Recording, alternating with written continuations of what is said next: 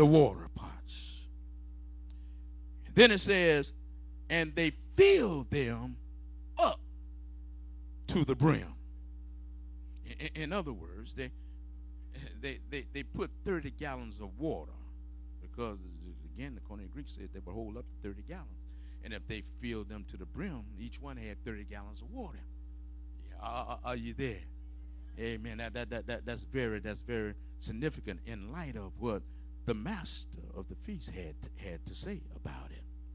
See, it said, and he said to them, when they filled the water pots, it said to them, draw now some out and take it to the master of the feast.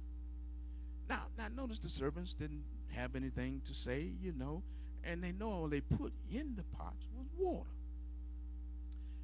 And Jesus said, now draw some out. Take some of this water to the master of the feast. Now, when it comes to making wine, Bishop, first of all, you got to have some grapes. I see wine, but I don't see no grapes. After you have the grapes, then there's something you have to do with the grapes, and that's crush the grapes. I see wine, but I don't see no crushing.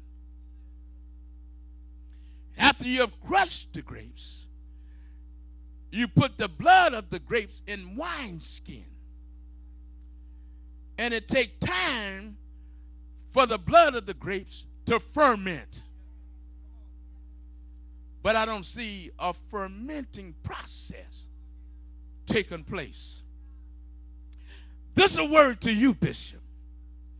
Your next miracle gonna come without you being crushed. Oh, y'all didn't get that. There will be no more crushing, and God's gonna give you a miracle. There will be no more heartaches, and God's gonna give you a miracle. Y'all don't think y'all got it. Y'all didn't get that. The pressure of pastoring, the pressure of building, the pressure of renovating brings with it always a crushing. God said your crushing day is over.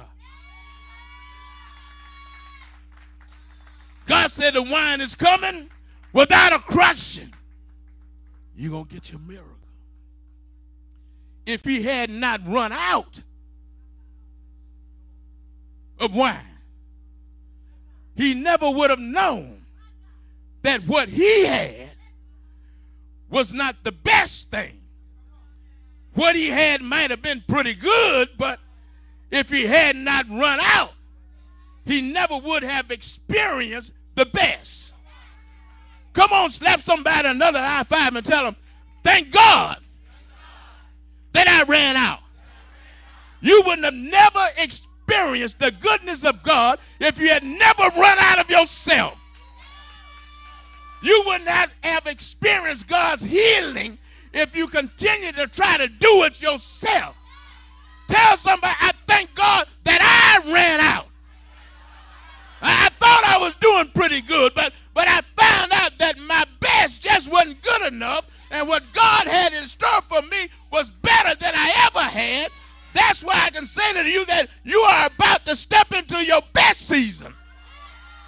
You thought you were doing all right. You thought everything was going just right. But baby, you ain't seen nothing yet.